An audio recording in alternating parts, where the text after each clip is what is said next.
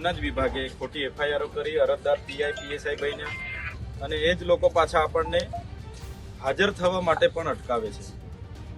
તો આ માત્ર ને માત્ર આપણી લડત તૂટી જાય, આપણને આવી ખોટી FIR કરીને કોર્ટ કચેરીને જેલમાં આપણે ફર્યા કરીએ, આપણું મનોબળ તૂટી જાય અને આપણે બધા મીટિંગો કરીએ, મળીએ, કંઈ સારું કામ કરીએ, કોઈને વળતર અપાવીએ, એ કોઈને ગમતું નથી. એટલે એના માટે જ આ કામગીરી પોલીસ અધિકારીઓ તો નોકરી કરે છે, પણ ઉપરથી એમના પર પણ કોઈના પ્રેશરો હશે કે ભાઈ આને અટકાવો, આના પર ખોટી ફરિયાદ કરો, આને જેલમાં નાખો, આને પાસા કરો, આને તડીપાર કરો. કેટલાકના મગજમાં તો એવું હોય કે આને વહેલી ફાંસી થઈ જાય તો આપણને અહીંયા ખુલ્લું મેદાન મળી જાય. હોય ને આવું? પણ તમારા જેવા ગરીબ લોકોના, વંચિતોના, કામદારોના, આદિવાસીઓના બધાના તમારા આશીર્વાદ છે અમારી પાસે. અમારા પર છે કુદરતે, કોઈનું અમે ખોટું કર્યું નથી, એટલે કુદરત બધી રીતે સહકાર આપે છે. એટલે તમે ચિંતા નહીં કરતા. આજે આપણને અંકલેશ્વર જવા દેવામાં નથી આવ્યા. સવારના 5 રાતના મારા ઘરે તો રાતની પોલીસ મૂકી દીધી હતી, છતાં અમે સવારે નીકળ્યા એટલે અહીંયા અટકાવું ત્યાં અટકાવું કરતા કરતા આપણે ડેડિયાપાડા પોલીસ સ્ટેશન સુધી આપણને લઈ આવ્યા. તો આપણે જામીન આપવા જતા હતા, જેને ઈચ્છા હતી કે આને પૂરી દો તો પૂરી દો મને. સાચી વાત છે કે ખોટી વાત? પૂરી દો ભાઈ, તમારે પૂરવું જ છે ને મને, તો પૂરી દો. 2 મહિના 3 મહિના જેલમાં બી ખાવાનું તો આપવાના જ છે ને, ત્યાં થોડા ભૂખે મારી નાખવાના છે. પણ અમારા લોકોના કામ નહીં થાય, લોકોને ત્યાં સુખ દુઃખમાં ઉભા નહીં રહીએ, કંઈ બી લડત ના લડીએ, એના માટે આ બધા ગતકડા ચાલે છે કે આને ક્યાં દબાવી દઈએ, ક્યાં ડામી દઈએ, આનું કાર્ય પૂરું કરી નાખીએ. એટલા માટે એકતા આપણી હોવી જરૂરી છે. આપણે આ વિસ્તાર હોય, આજુબાજુ વિસ્તાર હોય કે આદિવાસી હોય, દરેક માટે લડીએ છીએ. શિષ્યવૃત્તિ માટે બિરસા મુંડા ભવનનો ઘેરાવો કર્યો, અહીંયા બોગસ નર્સિંગ કોલેજો ચાલતી હતી તે વિદ્યાર્થીઓ માટે આપણે લડ્યા. ત્યાં પેલા કારખાનામાં રોજે મરી જાય છે, બ્લાસ્ટ થાય ને કંઈ થાય ને ફલાણું થાય, કોઈનો પગ તૂટી જાય, કોઈનો હાથ કપાઈ જાય, એમના માટે આપણે લડીએ. તો આપણે કોઈ ગુનો કર્યો છે કે? તો આપણે લડીએ છીએ. આ બાજુ ભ્રષ્ટાચાર થાય એના માટે લડીએ. અહીંયા આધાર કાર્ડ, પાન કાર્ડ ને આન તેન બધા કાયદા છે, KYC ને ફેવાયસી, એના માટે વાત કરીએ. રોડ રસ્તાની વાત કરીએ. અહીંયા ચાપટમાં સ્ટેચ્યુ ઓફ યુનિટીથી 10 કિલોમીટર ચાપટ ગામ છે, ત્યાં રોડ નથી. પેલી બેનને ડિલિવરી માટે પ્રસૂતિની પીડા થઈ, રસ્તો નહીં હોવાના કારણે એમ્બ્યુલન્સ નહીં પહોંચી, 10 કિલોમીટર જોડીમાં લઈ જતા હતા, તો રસ્તે બાળકને જન્મ આપી દીધો. તુરખેડામાં એક મહિલા જેને પ્રસૂતિની પીડા થઈ, લઈ જતા જતા રસ્તે મરી ગઈ બિચારી, એનું નાનું બાળક છે.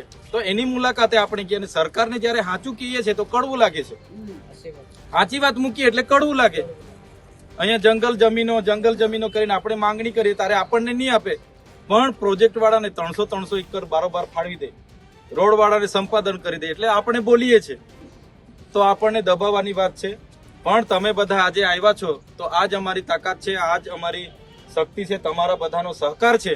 એટલા માટે જ અમે આટલું લડી શકીએ છીએ. બાકી તો આ તો મને એકલો લડું એટલે મારું તો કારનું પૂરું કરી નાખે. આજે તમે આવી ગયા, બાકી આજે તો મને ઉચકીને લઈને જતા રહેવાના હતા.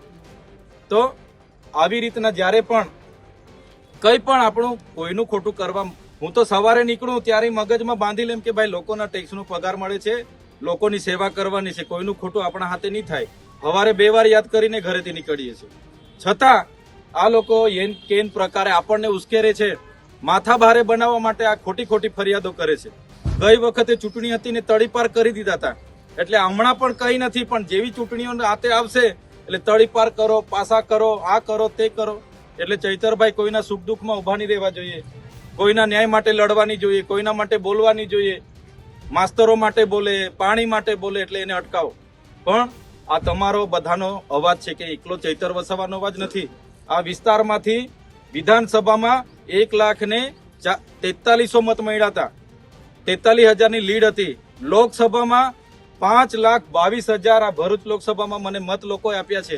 આ વિધાનસભામાં શાસક પક્ષના નેતાના માત્ર 58-59,000 મત હતા.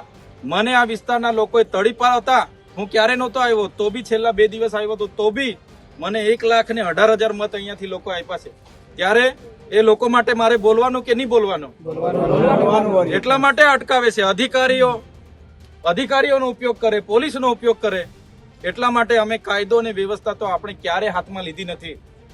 આટલા મોટા આંદોલનો કર્યા છે, કેવડિયા હોય, અહીંયા ઇકો સેન્સિટિવ ઝોન હોય કે દરેક બાબતે, ગાંધીનગરમાં બિરસા મુંડા ભવનનો ઘેરાવો હોય, વિધાનસભાની વાત હોય, ક્યારે કાયદો વ્યવસ્થા હાથમાં નથી લીધો કે ક્યારે સરકારી પ્રોપર્ટીને પથ્થર નથી માર્યો, કોઈ જીપને અમે આગ નથી લગાડી, છતાં અમે નીકળીએ એટલે પોલીસને મૂકીને અટકાવી દેવામાં આવે, રાતે ઘરે પોલીસ પહેરો મૂકી દેવામાં આવે. એટલા માટે આ બધાએ જાણવું પડશે, જાગવું પડશે.